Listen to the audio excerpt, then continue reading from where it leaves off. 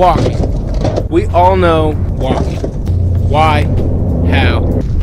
Americans walk an average of 5,000 steps per day.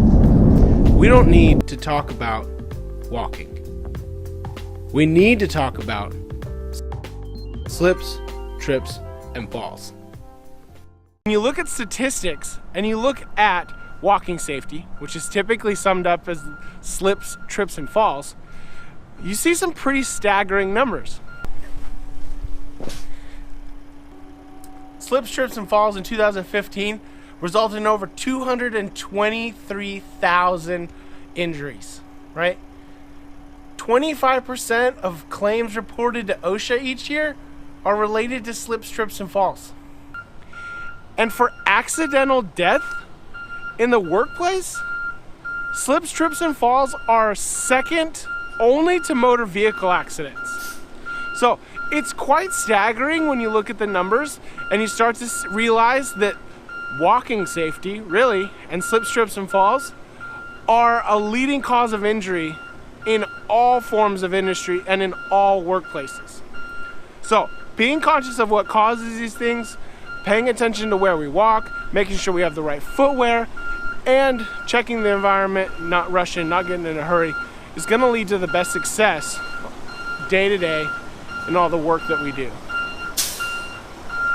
Not walking with a camera while guys are backing up trucks is also a good place to start for walking safety. So how do we prevent slips, trips, and falls? Or at least, how do we help prevent slips, trips, and falls? Paying attention to our work environment and the walking surfaces that we're on is the first step. Looking for any kind of wet or slippery surface is going to help prevent slips. Also making sure that your footwear has good traction and that it's suited for the environment that you work in. If you work hauling gasoline or diesel or oil, then you should have oil and slip resistant footwear. How do we help prevent trips? For example, let's look at standard area for gasoline and diesel deliveries to a retail location. Here we can quickly see many items that could cause a trip. We see curbing and elevation changes. We see hoses and piping. We also see changes for the tank lids and covers, as well as boxes and general material that just could be stored on the walking surface. If attention isn't given to these items, any one of them could cause a trip and ultimately a fall. Alright, so for the work that I do with a motor carrier, one of the big areas for us with slips, trips, and falls is getting in and out of the cab of the truck. It's something every driver does countless times throughout their career. And it's a very easy place to get complacent and overly comfortable with the task at hand. So when we're looking at a truck and we're looking at the safe way to get in and out of the cab, the first thing to look out for is to make sure we use 3 points of contact. Commercial vehicles typically will have a handrail here inside, right by the seat.